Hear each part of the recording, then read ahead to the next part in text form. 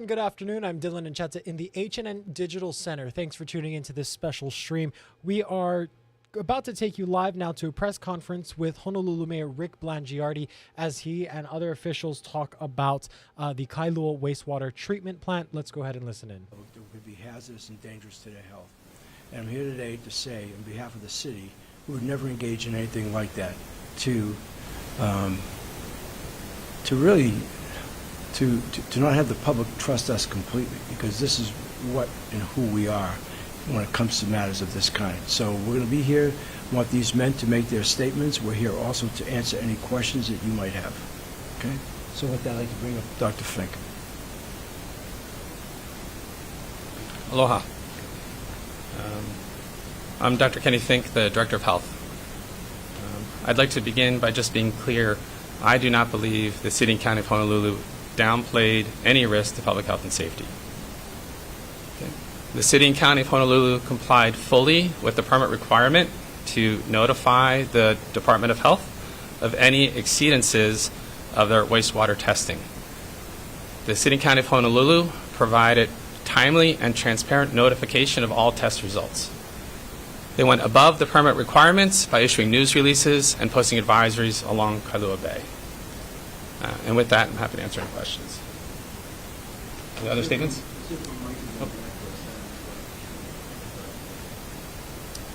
Aloha, everyone. Mike O'Keefe, Deputy Director with the City's Department of Environmental Services. I just have a few very brief comments. We're working really hard to identify and resolve the issues that led to the exceedances at our Kailua plant. We've additionally brought in a wastewater process consultant to help us with these issues. We also have in our capital improvement budget for this year and for next year, for the Kailua plant specifically, we have about $45 million in funds for improvements, upgrades to that plant. One of which is a UV disinfection system for the plant. The UV disinfection system, without going into too much detail, will completely take care of this enterococcus issue that we've recently experienced. That project, we've actually been working on that project for a little while now. The design for the project is 95% complete, and construction should be complete by the end of 2025, if not sooner. Really, we're just looking forward to investigating and identifying the cause of this issue and moving beyond, fixing it and moving beyond, and continuing a collaborative working relationship with the Department of Health to resolve this issue and just communicate timely and accurate information to the public. Thank you.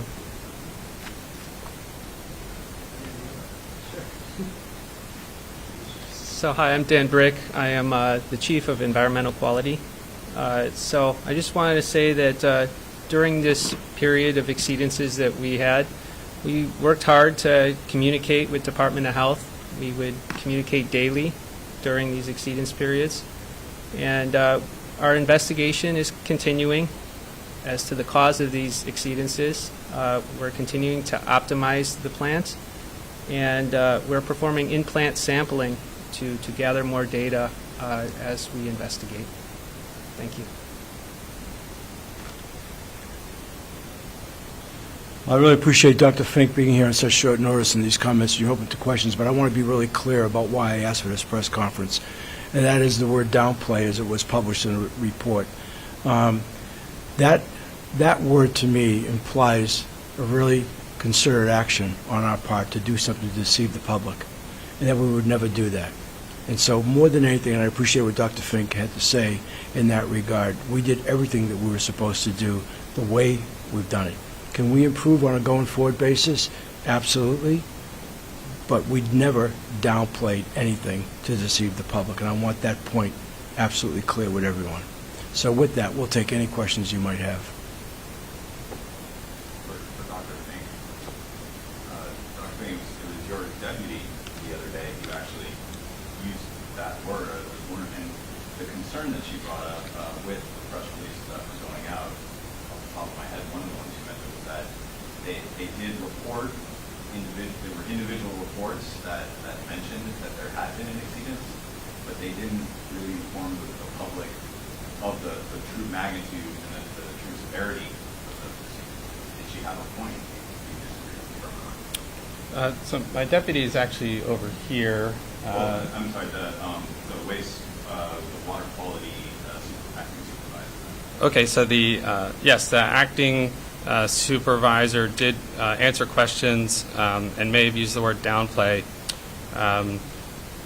I think what's important to note is that the action that was required to provide information to the public, well, this is actually elective for the city and county, to provide the news release that there was an exceedance and post the signs is what was important to inform the public to take the appropriate behavior and avoid going into the water.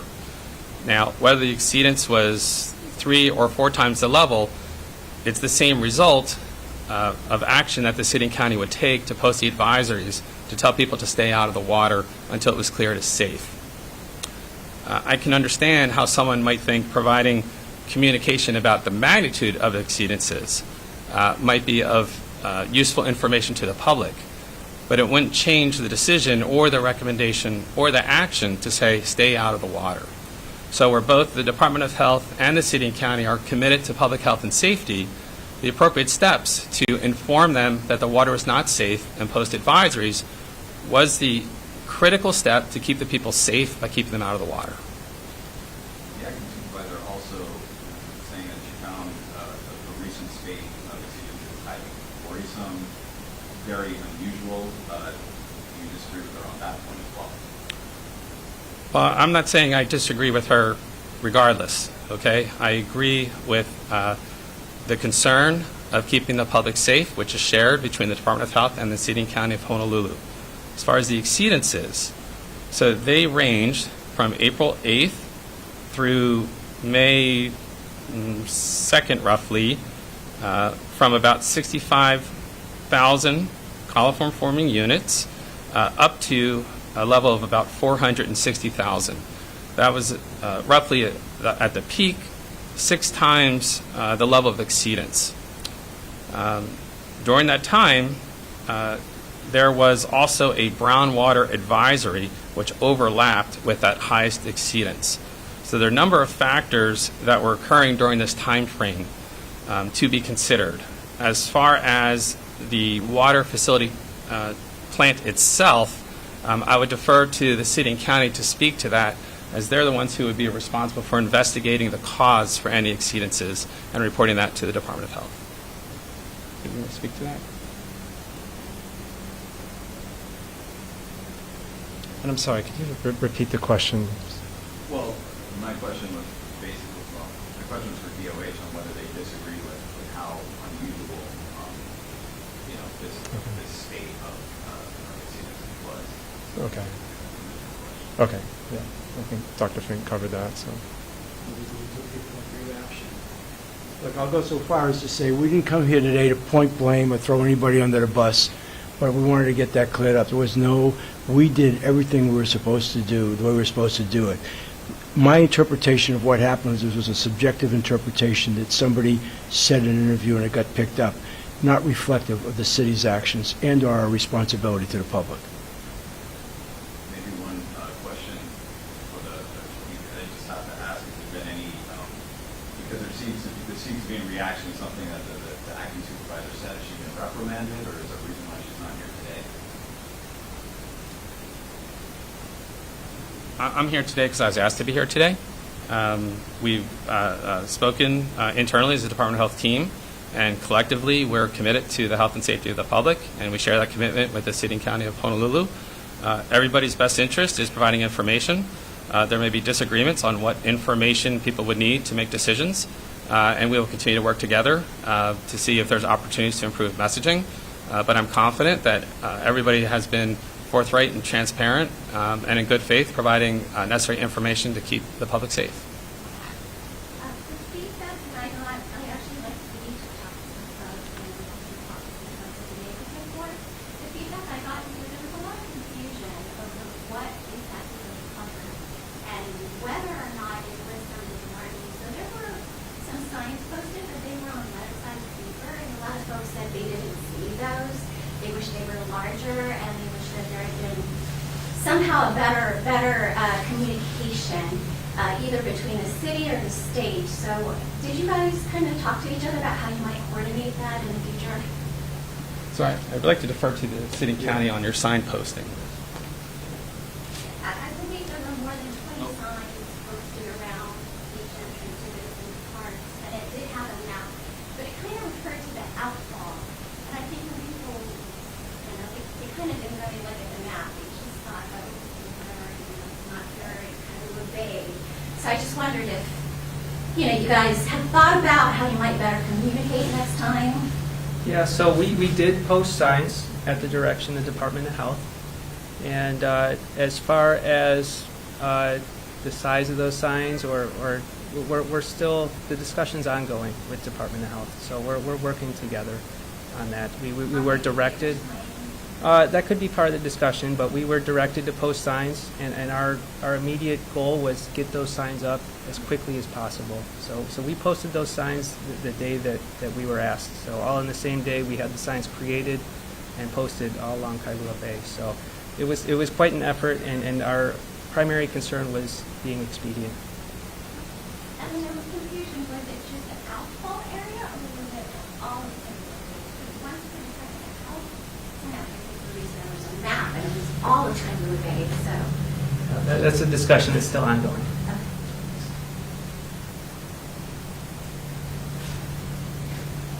Other questions?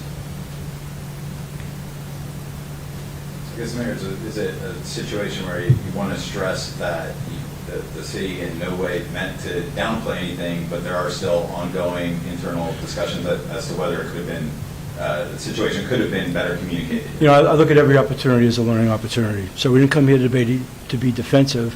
We came here today to set the record straight about we did not, in good conscience, downplay anything.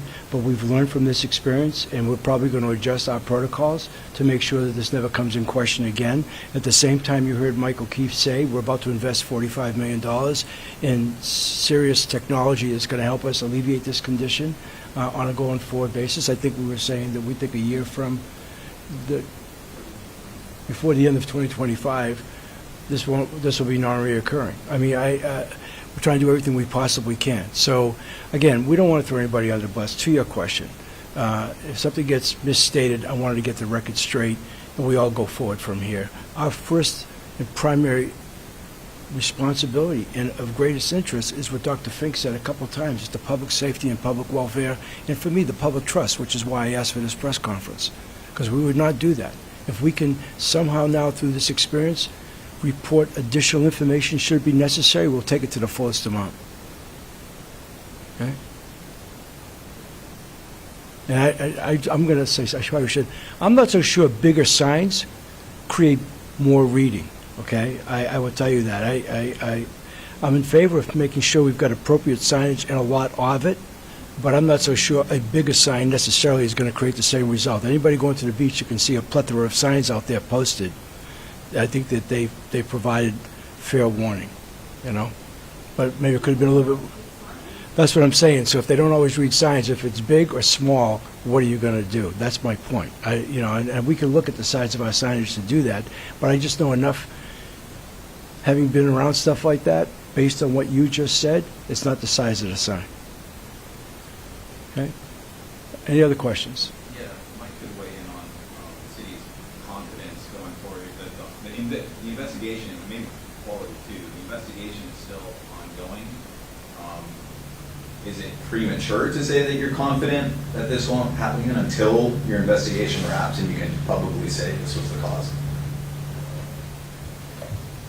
We're confident it's not going to happen again.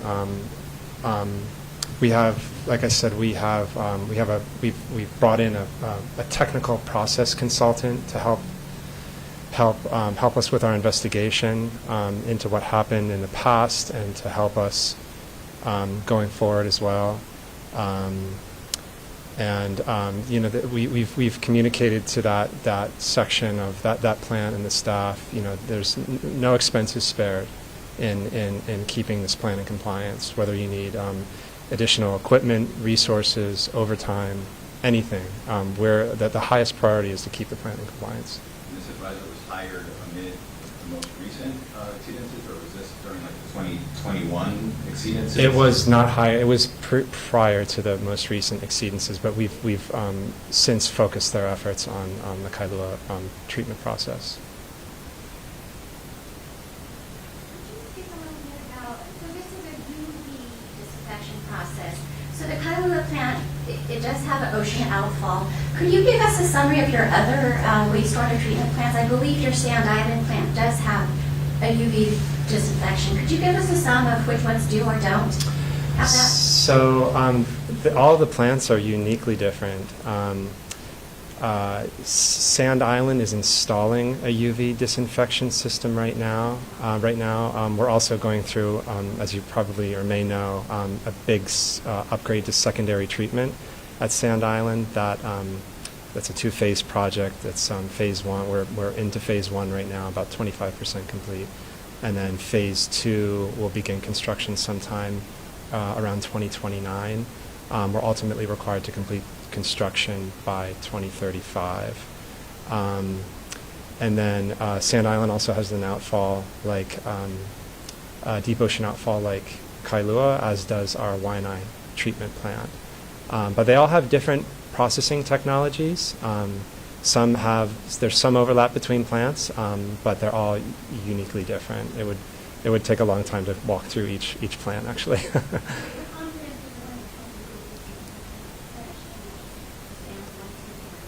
Yeah, we did start the project before these recent series of exceedances, and like I mentioned, we're about 95% done with design. We anticipate issuing construction bids before the end of this calendar year, and then completion of the system before the end of 2025 calendar year. And also, since there were simultaneous groundwater advisories, and that comes from the stormwater runoff, is there any way to address those issues too? Because there's an assumption that there's also some fecal pathogens in the water whenever that happens. So what is the city doing or state to help address those groundwater occurrences? I might defer to the state to respond to that question, if that's okay. We've had a newly rainfall recently, so I think that's good. So it's clear that the city and county has had exceedances and has communicated that. The exceedances are problematic, and I'm encouraged to see that the city is working to address the exceedances. Enterococcus is an indicator, and it's largely an indicator of fecal contamination.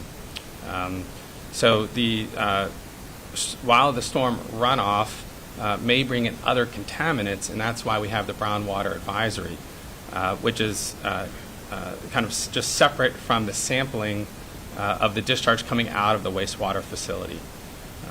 So as Deputy Director Kathy Ho reminds me to tell you folks, as far as the brown water advisories, if it's brown, turn around. But that doesn't capture the exceedances that may come directly out of the wastewater treatment facilities. So they are different issues.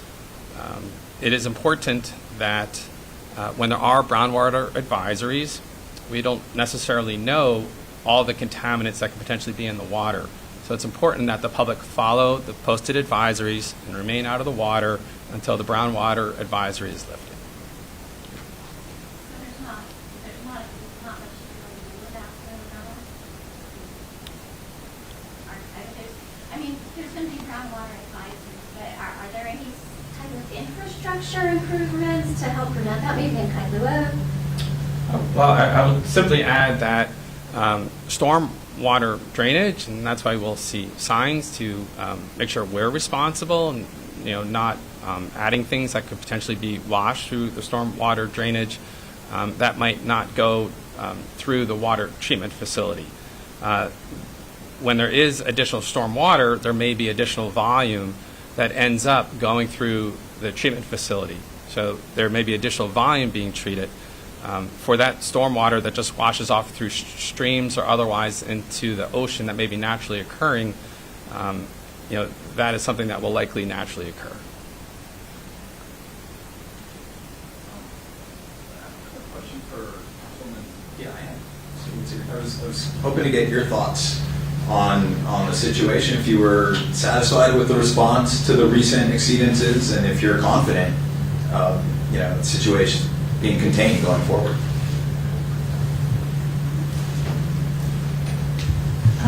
Thank you for that question. Similar to my constituents, as well as others on Oahu who have expressed concerns about the number of notifications that occurred with regard to Kailua, I contacted both the department as well as the mayor's office to find out what was going on. And it's clear that the reason we're here today is that there could be improved communications between the Department of Health as well as the city. I am highly confident that we have things under control with regard to how to improve the notification process, both for the exceedance levels as well as the response on the notifications for the public. And for me, my concern was the cause of the exceedance levels and what the city was doing to do that. I shared that in a recent budget hearing. I believe that was on Monday. And of course, I have discussed with them the $44 million that is in the budget, and $11 million of that would be specifically to help in the mitigation of the exceedance levels. So the answer is yes. I believe that the manner of how government agencies talk about public health and safety is so important. And so I'm hoping that we can all learn lessons here, and that when it comes to public health and safety, it is better to err on the side of caution and not causing unnecessary alarm among the general public. So that's my comment. Thank you so much. Okay, that's a wrap. Thank you. Appreciate it.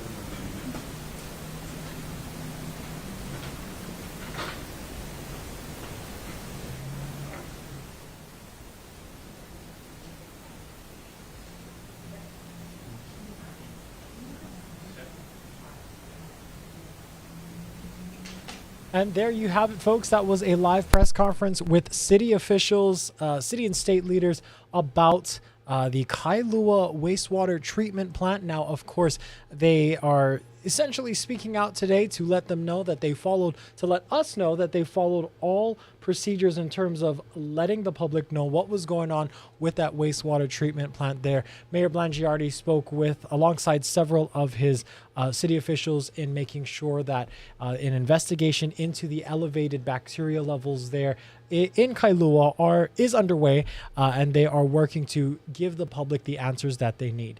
We had a crew there, and we are going to work on bringing you a full version of this story on later editions of Hawaii News Now. We thank you so much for tuning in here.